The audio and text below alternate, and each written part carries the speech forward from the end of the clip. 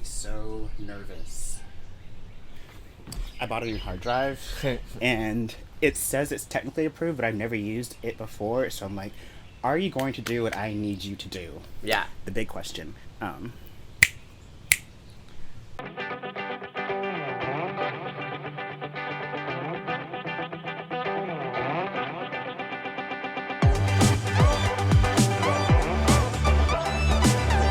Gonna start over 1 second. Jacob Mckee, right? Is how you want to be introduced? Yeah.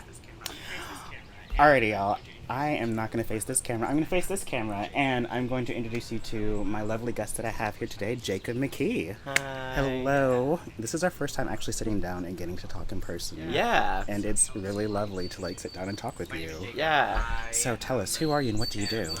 My name is Jacob. I am an amateur filmmaker, and am trying to make my second short film. And I also am an actor, and mostly in theater. Okay.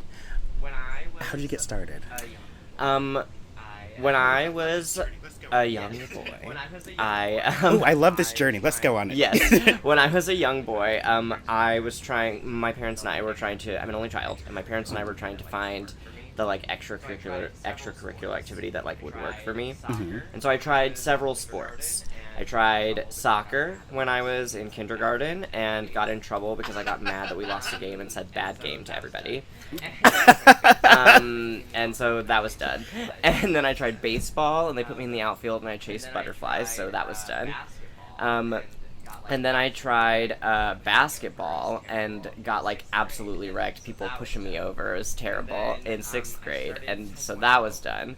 And then I started taekwondo. Okay. In 7th grade, and that was going great. We were loving it. I was a yellow belt or whatever the second one is, and and then I was on the internet one day, and it was there were auditions for a local production of The Secret Garden, and I had no idea what that was, but I was sounds fun, and they're looking for a 13-year-old boy. Okay, I got this. I love this journey. Yeah, and I auditioned, and yeah. The rest is history. I love that. I also love that my journey too is very similar, where my parents let's try these things. And I remember one morning with t-ball. I was in kindergarten or 1st grade. Yeah. And after 2 games, I did not get dressed for the 3rd game. And they're do you want to go today? I'm no, I don't think so. No, I don't think it's for me. No. Right. I'm just gonna stay here and watch cartoons, which is what I really wanted to do in the first place. Oh yeah. And then same thing with flag football, chasing butterflies and yeah.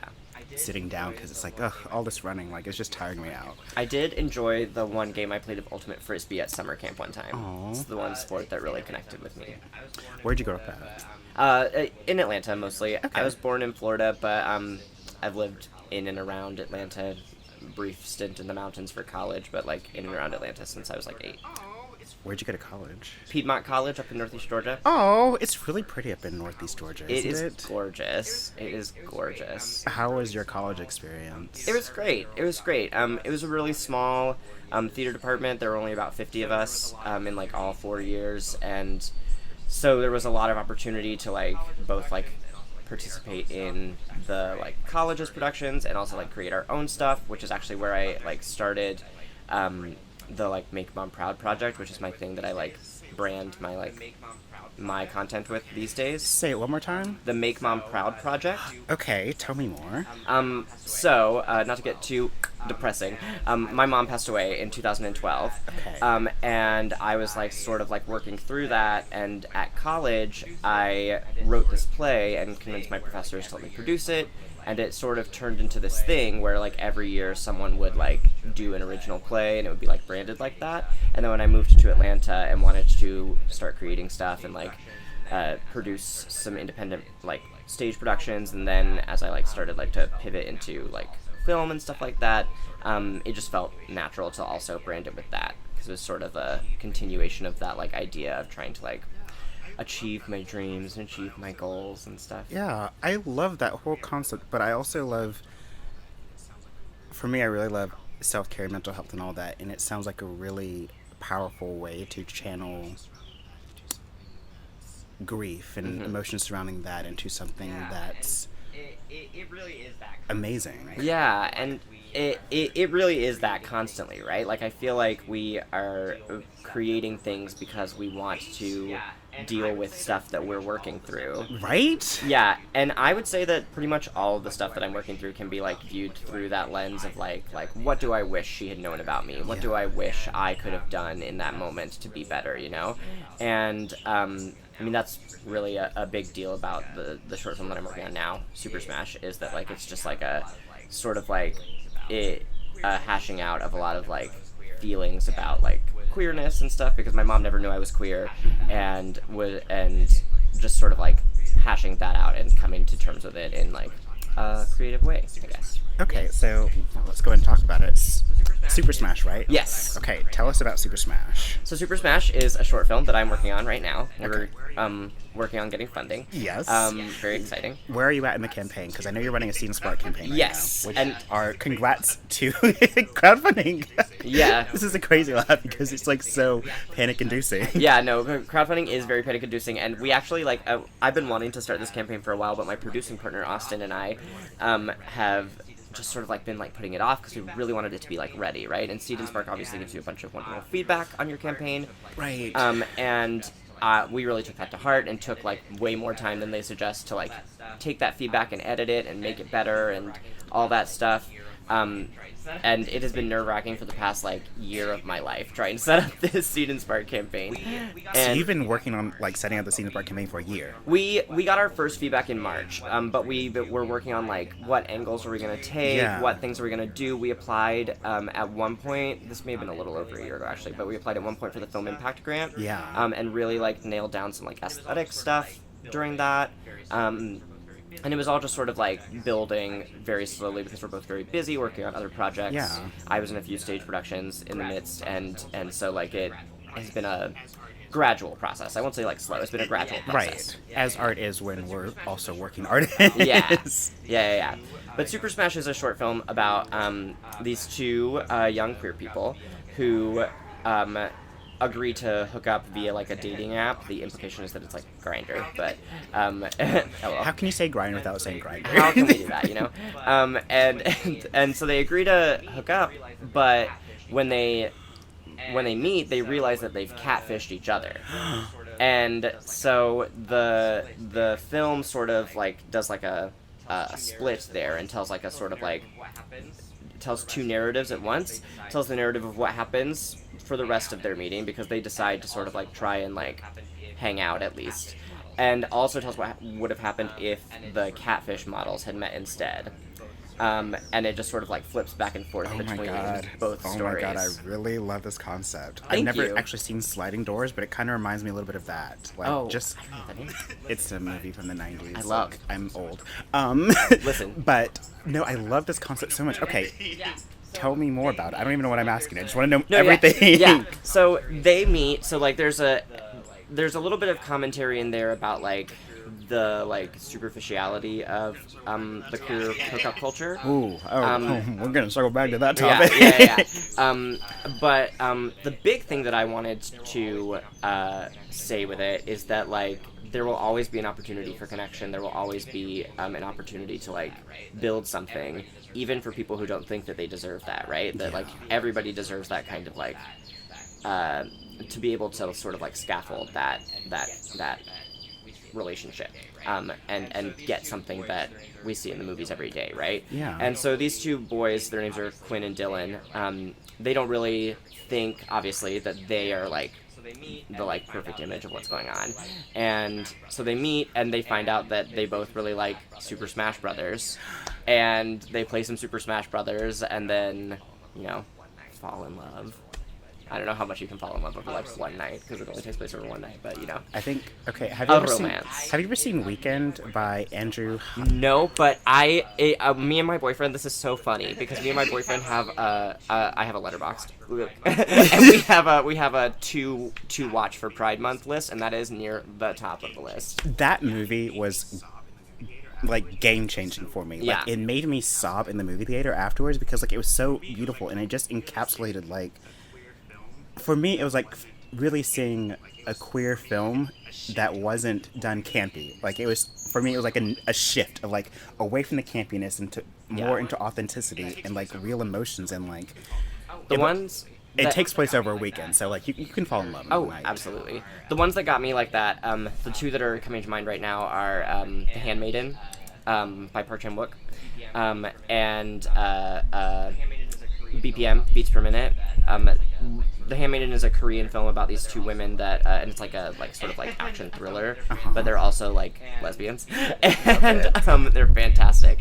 And BPM is this story about France during the it's this French film about France during the HIV/AIDS crisis. Ooh. Yeah, and it's just really gorgeous, and just like, I don't know, both of them are just like on the complete opposite ends of the spectrum, but they're both so gorgeous and thrilling and life affirming, and it's just so wonderful. Oh my god, okay, we're gonna pivot not only to hookup culture on dating apps, but also like queer film, cinema influence and all that, because I want to talk a little bit more about SuperSmash. And damn it, I had a question there. I had a question and I lost it. And it is not coming back, so that's just where we are. Oh, no, here it is. You said personal life influenced this movie. Do you want to talk about that a little more? Yeah, I mean, Okay. I didn't realize I was bisexual until late in like college, early adulthood. And Okay, I'm so glad you understood the question. Really, the question was like, what has your queer journey been like? yeah.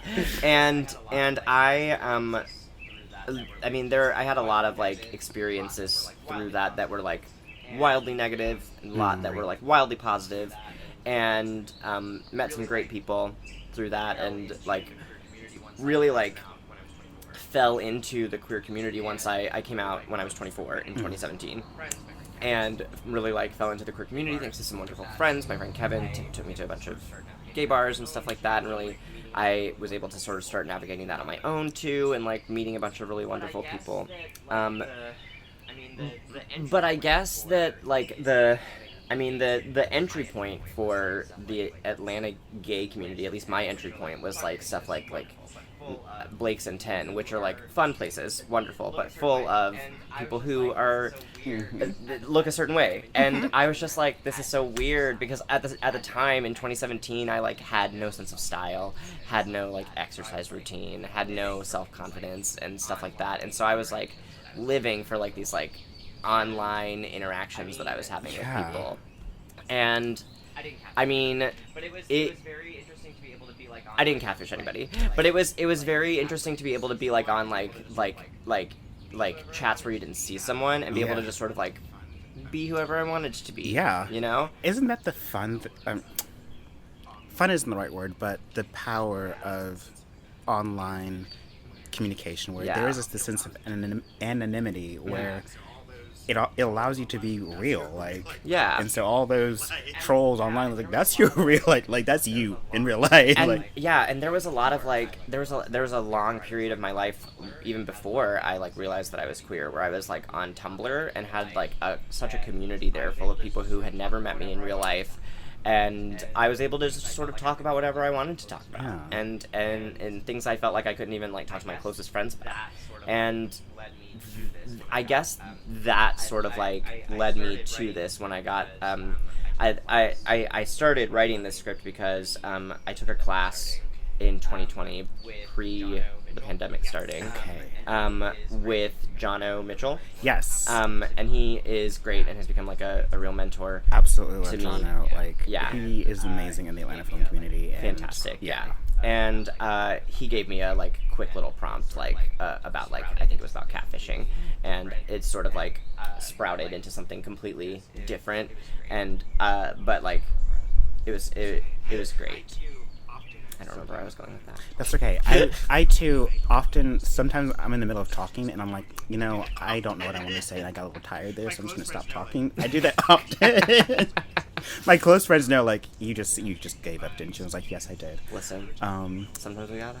But we were talking a little bit about like what led to Super Smash, and then Right. Jono gave me the prompt to write this, yes. and then He gave me the prompt to write this, and that my personal feelings about like how I sort of looked at the prompt. He was like, what happens if like you write a story about like somebody who catfishes somebody, and I was like, okay, cool, well, let me sort of like see like what personal feelings would lead me to do something like that. Yeah.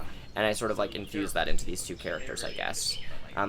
So there are parts of me in both of them. They are very individual, but like they're certainly like, I mean, I love Super Smash Brothers, so. I remember everyone in high school and college loved Super Smash, and I'm assuming that Kirby is your favorite character to play with. Kirby is fantastic. I actually have to admit that my main on Super Smash Brothers is the Wii Fit trainer. I am surprisingly good with her. So, Okay. But I do love Kirby, and Kirby was my fave when there were only like 8 of them. Yeah, like back when I was playing, Kirby was always my favorite because he could do the big inhale, and Oh, yeah. I just love And that. he could be anything he wanted, which is Right. also so like poignant for the message of this movie. I'm now realizing I did it on purpose. I love it. Maybe that's why I loved Kirby so much. It's like he could take on these different personas. It's like, Yeah. I'm gonna be Butch right now. I'm gonna Yeah. be Femme right now. Like, Yeah. But I also love to. And I guess it's not necessarily explicit, but so I'll go back a little bit. Mm-hmm. And like Eddie and I always have this saying, like, everything is about sex until it's time for sex, Mm-hmm. and then all of a sudden, sex is like filling other needs, like whether it's intimacy or like a need for touch or like all these other sort of things. And so of course, like all this insecurity pops up the moment like it's time for sex. And what I love about this movie, from what it sounds like, is like you have these two people who are craving connection of some sort, and like sex is just kind of an intro to that with the hookup app. But it's like once they meet each other, it's like what I'm actually craving is like this right here, like just closeness and connection with somebody. That's exactly it, right? And it's like it's so funny that you say that, because the beginning is they meet and they realize that they've catfished each other, and then they're like, okay, well, let's try to do this, and they like try to have sex, and it just like doesn't go well. And then they're sort of like sitting and chatting, and then they're playing the video game, and they're talking about video games, and they're talking about like their insecurities, and that evolves like again into like a sexual encounter.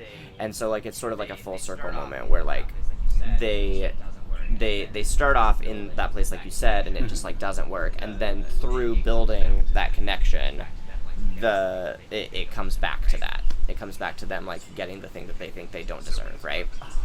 I love that so much. Okay. Thank you. So when does the crowdfunding campaign end? Oh my god, I'm gonna forget the day. We're like a week in, so 3 weeks from now. Let me look. Okay. I'm gonna try and air this episode next week Yes. because I actually have a light schedule, so I'll get a lot of editing done. Let me look so that I don't say the wrong date. How stupid am I that I didn't look that up? 19 days from now. Okay, that's math. Yeah, suck I'm gonna at- look on the Oh, calendar. today's the 5th. The 24th. Yeah, 24th. Does that sound right? Yes, June 24th. Okay. Yeah. Wow. Oh, wait a minute. Okay. Now I'm remembering. You started yours like right after Hannah started hers, and so y'all are on like the same deadline. Yeah. That's insane. Yeah. Birthing babies at the same time. We love it. Yeah. We love birthing babies. We're gonna wrap up this segment just shortly, but what do you hope people take away from the film? And I know we just talked about intimacy and sex and Super Smash Brothers, but Yeah, I just really hope that everybody takes away that like everybody is deserving of a connection. Like that's really what like I wanted the boys to learn through the story that they're going through, and that's what I hope like everybody takes away from it, is that like even if you think you don't deserve that type of connection, you totally do. I love it. And just kidding, that was not the last question. Who's in it? Let's talk about that. So we have Byron Wigfall. I met him at the Waltz reading, and I am absolutely in love. Yeah, fantastic. An actor from Greenville, named Greenville, South Carolina, named Austin Wilson. Okay. And they were playing Quinn and Dylan. And then we have 2 wonderful actors playing the catfish versions of them. TJ Ruth is playing the catfish version of Quinn, and Greg Piccirilli is playing the catfish version of Dylan. I think I remember Greg, he was originally cast in Jono's short when it was called Retreat, I think. Because I remember seeing him at a table read, I think. Yeah. But, yeah. I don't remember where I first met him. I think I saw him in a stage production somewhere. But the first film I saw him in was the short that Jono was in, Max, that he produced. Yeah. Yeah, which I thought was really wonderful. and I'm happy to have him in this now. And I met Byron actually also on a Jono set for Courtney Gets Possessed. Yes! And then TJ and I have been friends for a long time, and so have Austin and I. Yeah. Well, I know that y'all are going to have an amazing shoot, and we're going to wrap up this segment and take a short little break. How about that? Yes! All right. Amazing. Great. How are you feeling? Call me crazy, call me baby, losing no sleep, we're meant to be. Hi, my name is Jacob Mckee, and I'm the writer, director, and one of the producers of SuperSmash. SuperSmash tells the story of these two people who feel so insecure as they embark on this journey of finding connection. Dylan and Quinn, our major characters, just don't feel like they fit. And I feel like that's something that a lot of us can relate to no matter what we look like. We often feel this sense of like imposter syndrome in our own bodies. But we can't make this story by ourselves, right? We need your help. We need your contributions to help create a workspace that is safe and equitable, where everybody is working to create a project that they're proud of. And that means equipment that is going to help us achieve the goals that we want to achieve, right? That means money so that we can compensate people for their time and their vulnerability that they are so wonderfully and so willingly giving us. That means making sure that everybody has food to eat while they're on set. And that is what your contribution is going to be going toward. We have perks that are lined up as different characters from the Super Smash Brothers canon. We have the Mario stage, we have the Link stage, the Kirby stage, which you can read all about on our crowdfunding page to see what those individual things are. And those perks are going to help you make you a integral part of the creative process. I am sad that we don't have a We Fit Trader stage because she's my favorite, alas. So with the sun. With your help, we can make this happen. With your help, we can fucking smash this.